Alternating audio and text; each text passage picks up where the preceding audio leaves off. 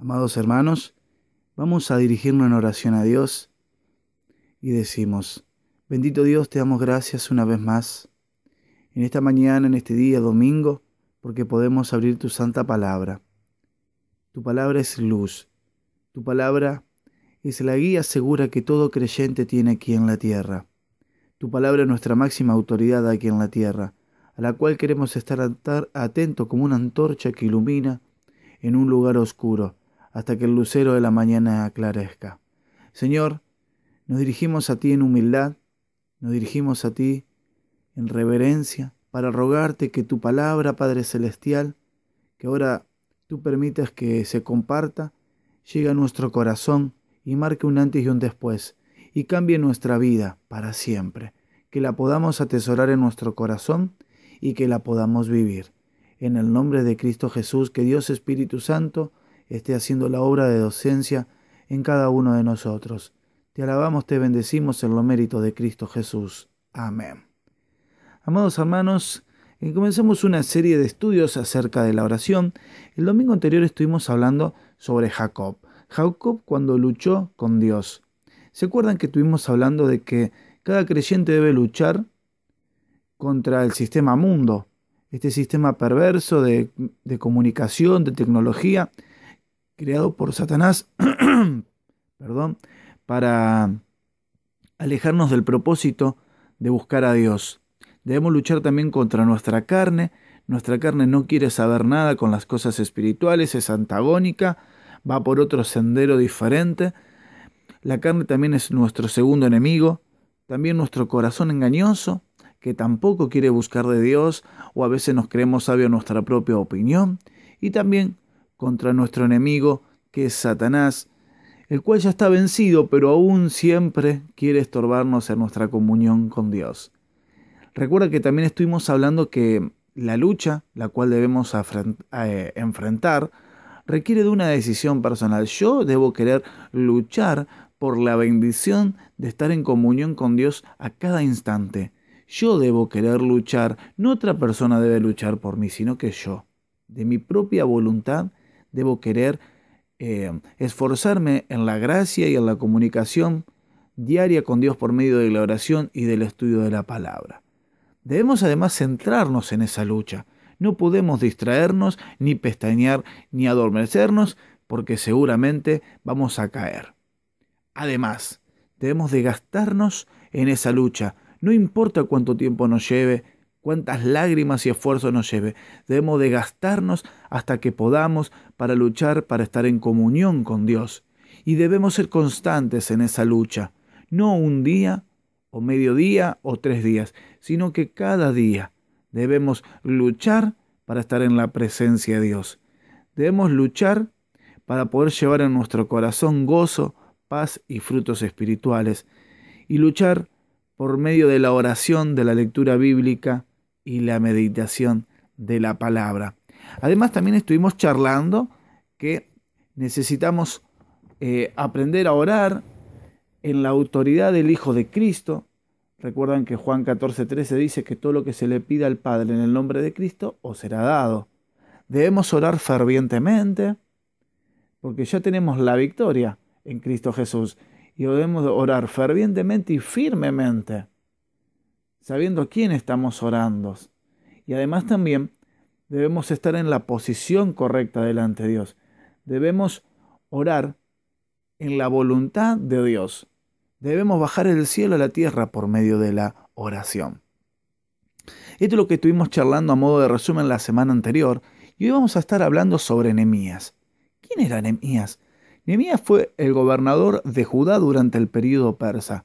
Recordemos que Israel estaba dividido en el reino del norte, que estaba conformado por 10 tribus, y el reino del sur, que era Judá, por una tribu. Bueno, Nehemías gobernó en Judá. Nehemías, además, antes de ser gobernador, fue el copero del rey Artajerjes I.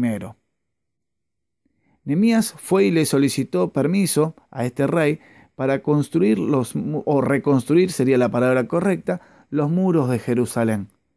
A pesar de que tuvo mucha oposición, Nehemías, de los pueblos vecinos, él pudo culminar con el propósito que se había fijado. Dios había hecho una promesa a Israel. la cual consistía en que si ellos persistían en su dureza de corazón, en su desobediencia, ellos iban a ser esparcidos. Y así fue. En el año 722 a.C., los asirios deportaron y esparcieron por todo el mundo conocido a las 10 tribus del norte. Y en el 605 al 586, en ese tiempo, Dios usó a los babilónicos para saquear, destruir y despoblar Israel. Israel estaba devastada, estaba destruida, y en esta situación, unos compatriotas de Nehemías se le acercaron a él y él le consultó por cómo estaba Jerusalén. Y se encontraron con la triste noticia de que estaba todo devastado. Así que, teniendo en cuenta este panorama, nos vamos a dirigir a la palabra de Dios en el Antiguo Testamento, en el libro de Nehemías. Nehemías está en el Antiguo Testamento, hermanos, luego de Esdras. ¿Lo tienen todo? Muy bien, vamos a comenzar a leer entonces. Versículo 1 del capítulo 1 dice: Palabra de Nehemías, hijo de Acalías.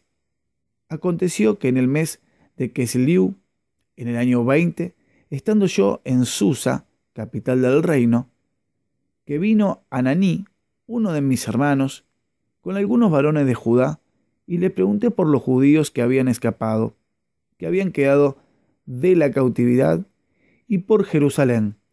Y me dijeron: el remanente, los que quedaron de la cautividad, allí en la provincia, están en gran mal y afrenta, y el muro de Jerusalén derribado, y sus puertas quemadas a fuego. Cuando oí estas palabras, me senté y lloré, e hice duelo por algunos días, y ayuné y oré delante de Dios de los cielos.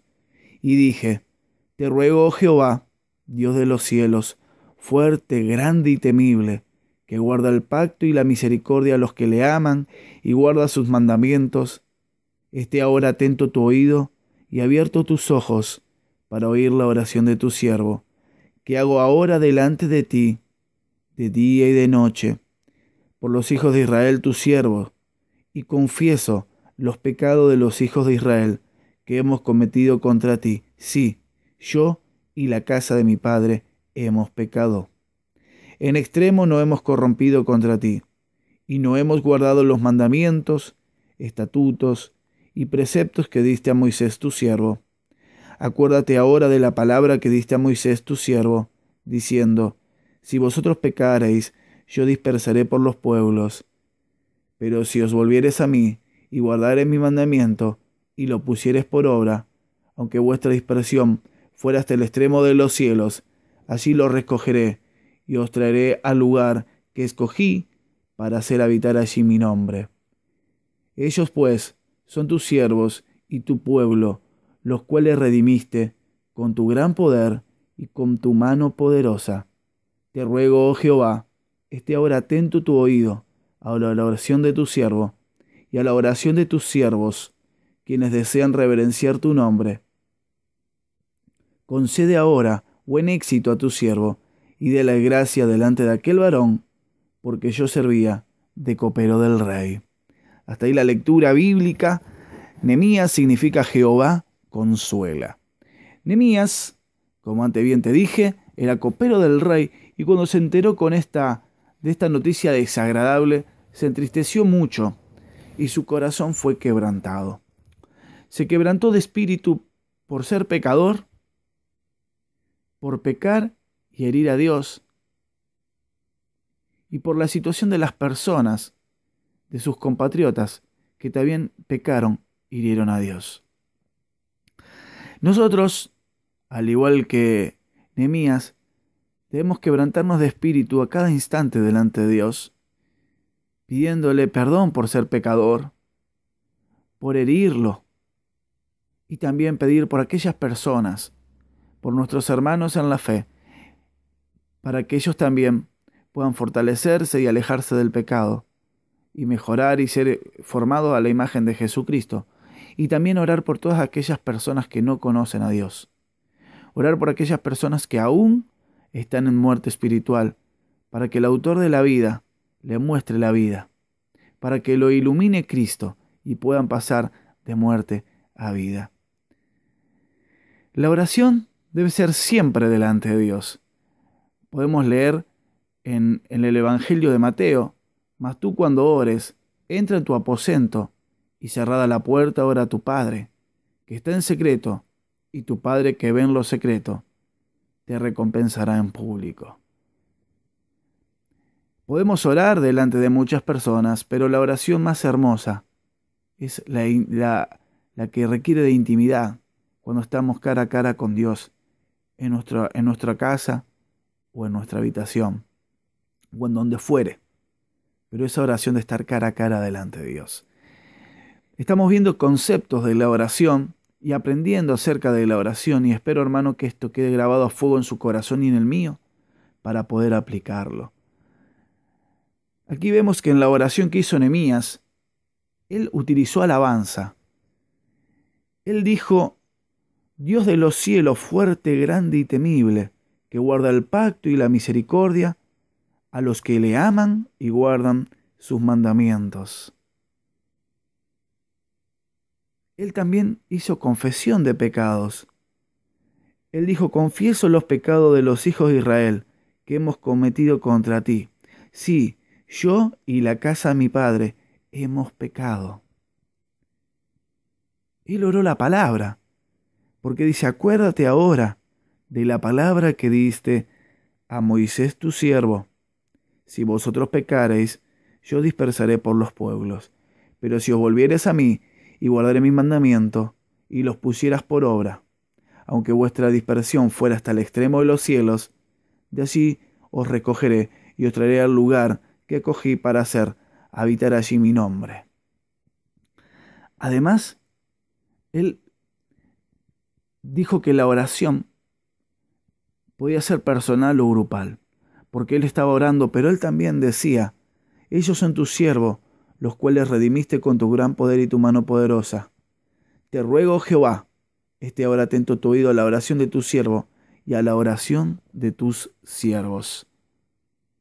Y algo que también podemos ver en las oraciones, que es el agradecimiento que podemos obrar en las oraciones. Filipenses 4:6 dice que por nada estéis afanosos, sino sean conocidas vuestras peticiones delante de Dios en toda oración y ruego con acciones de gracia.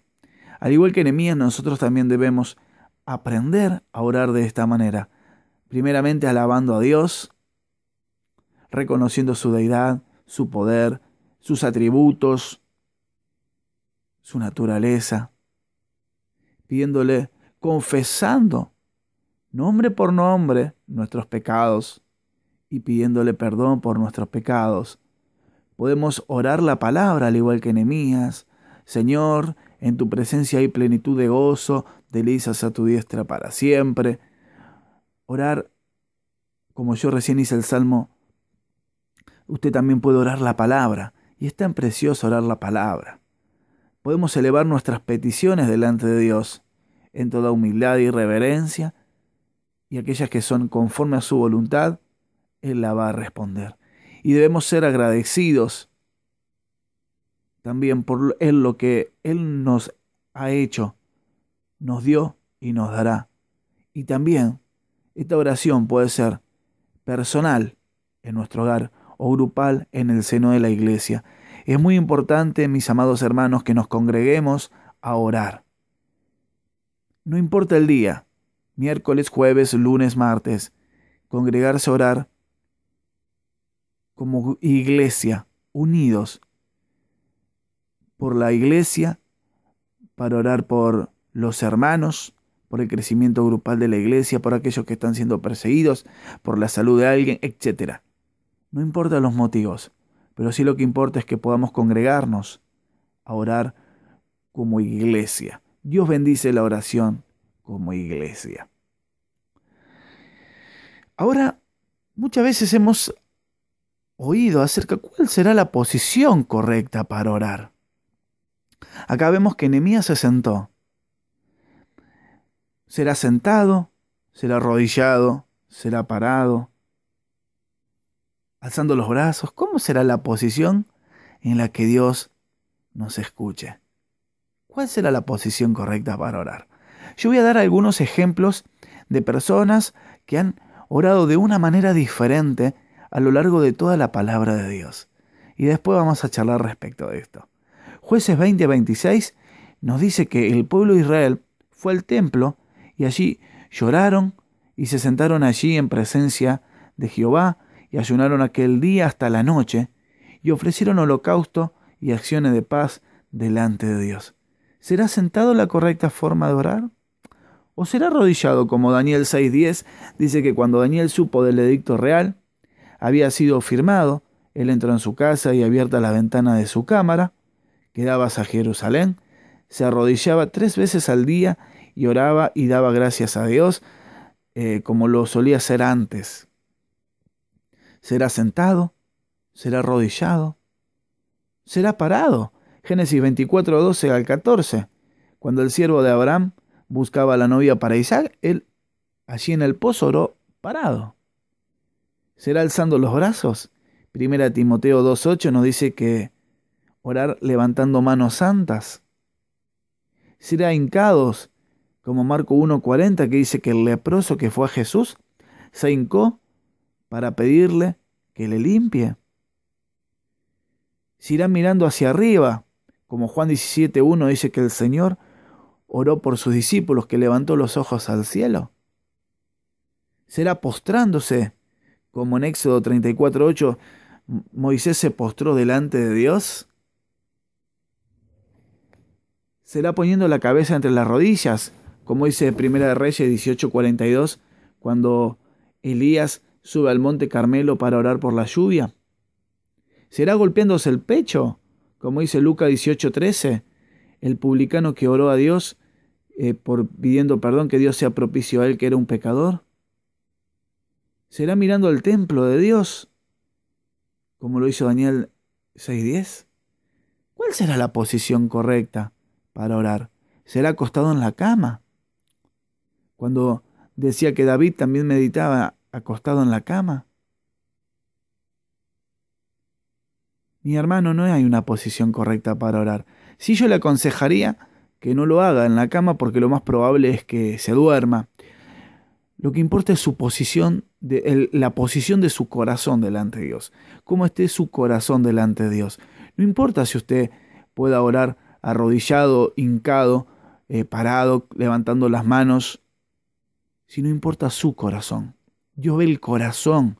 Yo soy Jehová, que escudriño la mente y el corazón, dice Dios en Isaías. Eso es lo que verdaderamente importa. Porque Dios no ve lo exterior, la fachada, sino que ve lo profundo, su corazón.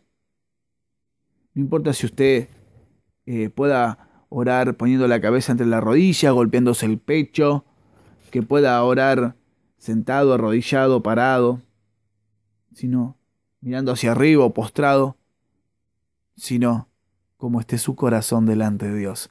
Ahora, ¿cuál es el momento del día correcto para orar? Todo el día, de día y de noche, como decía aquí Nehemías, de día y de noche orar, para que en todo tiempo, en tiempo y fuera de tiempo, debemos orar a Dios. Yo aconsejaría la mejor oración es de día, pidiéndole a la protección de Dios para el resto del día. A la tarde, también pedirle a Dios que nos guarde a la tarde. Y a la noche, pedirle que nos guarde y también darle las gracias por todo lo que Él nos ha dado en el día, para darle las gracias porque pudimos hablar seguramente de Él, porque pudimos servirle. Ahora, también otras cosas, otros puntos que podemos aprender de la oración de Nehemías para nuestra vida. Vos fíjate que Nehemías se dirige a Dios con toda humildad y reverencia. Nehemías con santo temor, ante la gloriosa majestad de Dios, el Dios de los cielos y de la tierra, oraba. Él oraba con santo temor, pero también con confianza en la gracia y la fidelidad de Dios. Fíjate que Él nos dice que Dios guarda el pacto y la misericordia. Y qué importante es acercarse a Dios confiadamente ante el trono de la gracia, como dice en Hebreos. Con santo temor, pero con confianza, con humildad y reverencia. Otra de las cosas que podemos aprender de la oración de Nehemías es que Nehemías oraba para que Dios acepte su oración y la confesión que disponía a hacerse. Esté ahora atento tu oído y abierto tus ojos. Qué maravilloso pedirle a Dios que acepte nuestra oración, que acepte nuestro sacrificio, que acepte que sea agradable, acepto el incienso de la oración delante de su presencia. Y aquí Nehemías también nos da algunas razones a nosotros, pero él las presenta delante de Dios para que Dios tenga misericordia. Nehemías apela a Dios mismo por lo que había dicho sobre su pueblo, que si eran infieles lo dispersaría, pero si eran fieles y se volvían a él, los recogería y los traería al lugar donde Dios le había dicho. Nosotros debemos apelar a las promesas de Dios. Ellas son nuestra esperanza. Qué importante orar afirmado, con fe en las promesas de Dios para cada uno de nosotros. Señor, tú oyes la oración de los justos, tú ayudas a los justos. Señor, tus ángeles acampan alrededor del justo y les defienden. Señor, yo sé que un día Jesucristo me viene a buscar. Orar apoyado en las promesas de Dios. Tú dijiste, Señor, que un día, dice tu palabra que tú me has glorificado. Yo sé que un día estaré contigo en el cielo. Las promesas de Dios son nuestra esperanza.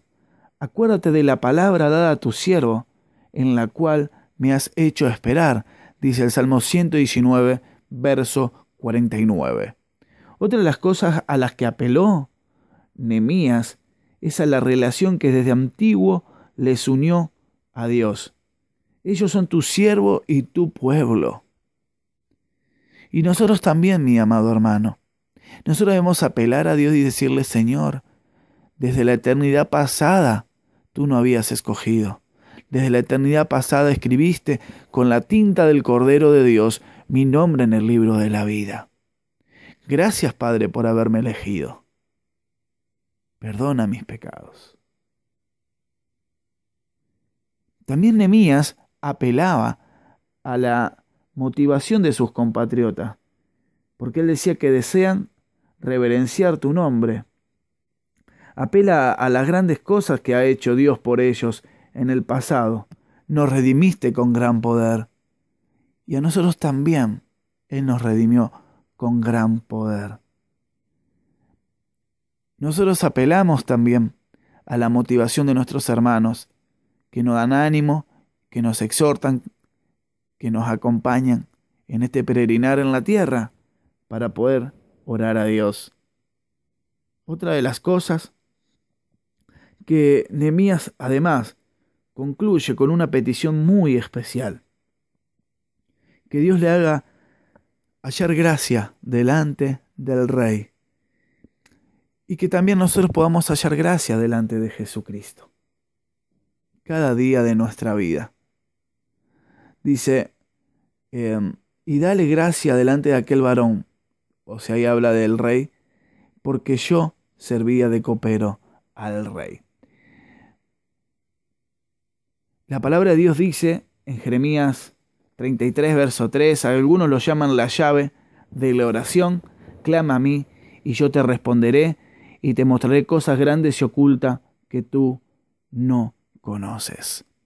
Qué importante clamar a Dios. La oración es el motor de la vida creyente. Es la llave que abre un montón de puertas.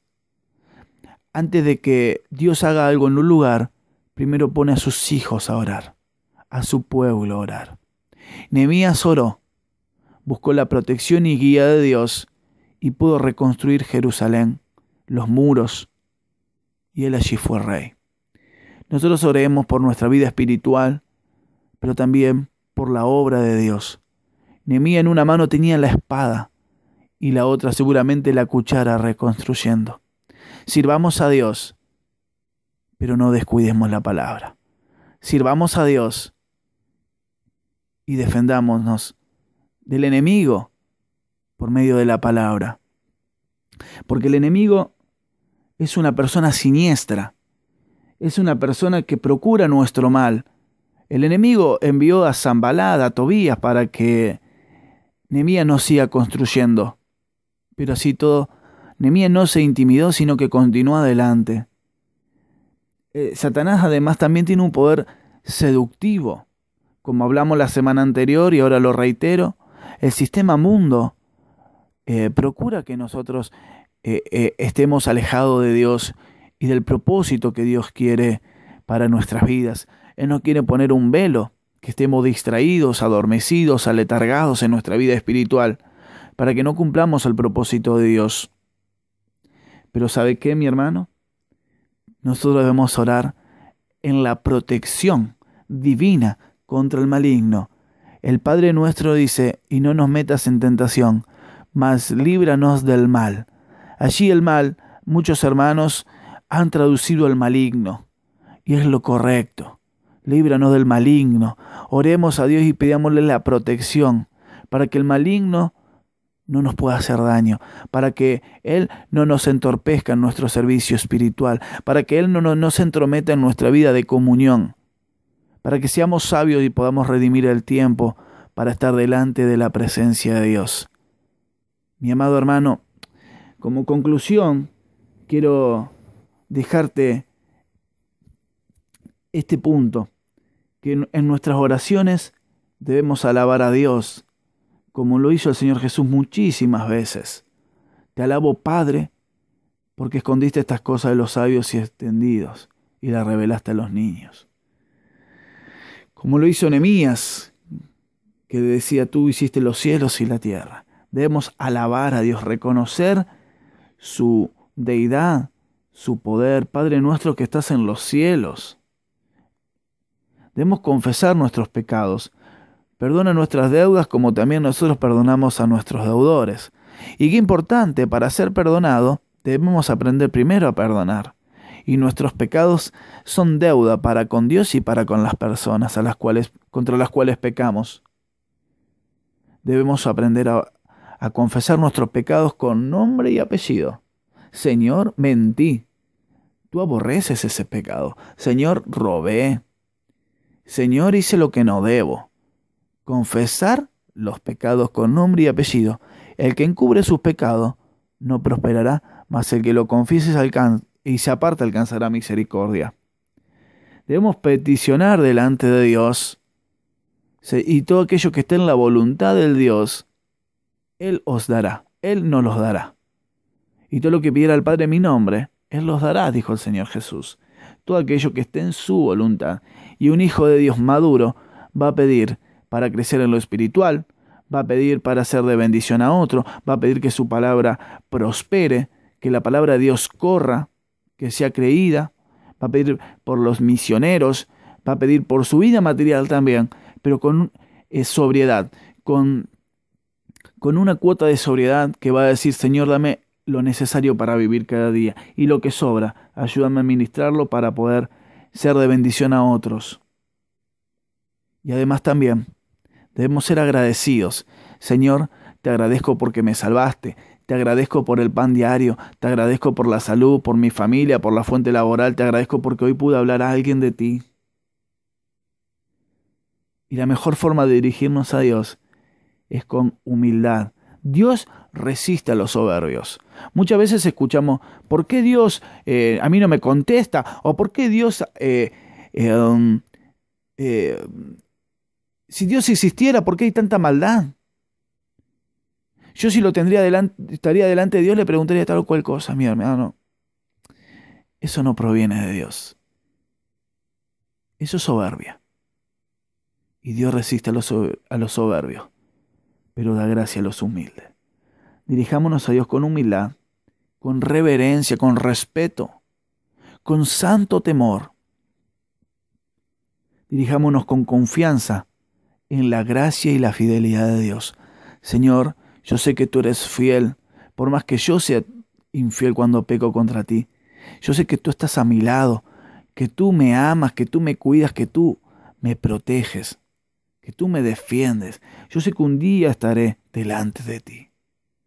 Pidámosles a Dios también que Él acepte nuestra oración, nuestra confesión de pecados y nuestras peticiones.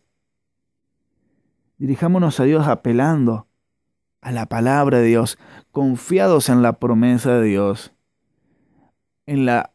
Dirijámonos apelando a esa relación que Dios tuvo con nosotros de la eternidad pasada, porque Dios había puesto sus ojos en nosotros. Aún ni existíamos nosotros, pero Dios ya nos había escogido desde la eternidad pasada en su presencia. Y apelemos también a las cosas que Él ha hecho por nosotros y las que hará. Pero también, mi hermano, no nos dirijamos a Dios, o mejor dicho, no le amemos a Dios por lo que Él nos da, sino por lo que Él es. La oración es el motor de la vida espiritual. Yo siempre digo, tengo este ejemplo, que si a la plantita no le da el sol y no recibe agua, se seca. Si el Hijo de Dios no ora y no lee la Biblia, también se muere. Un hijo de Dios debe desear la palabra de Dios y la oración. Y lo que más desea un hijo de Dios es que las oraciones sean contestadas, pero por ello debemos luchar en oración. Mi estimado, si aún tú no oraste a Dios, si aún tú no reconociste tus pecados delante de Dios, yo te invito a que hoy lo hagas.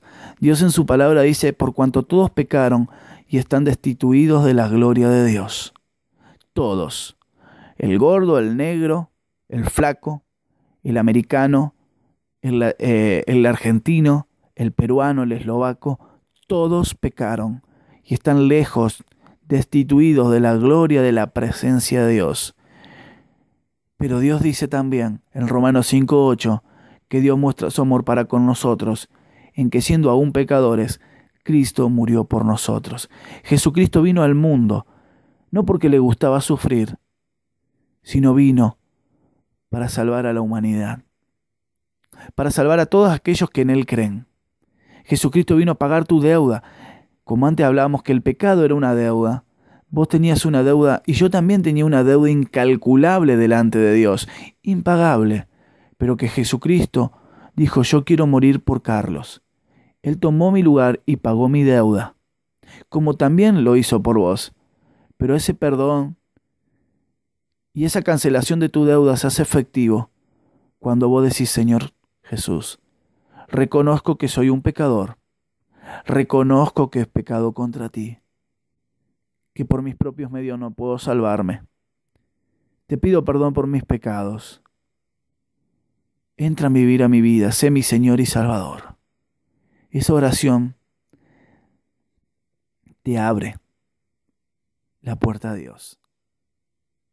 Esa oración te hace pasar de muerte a vida.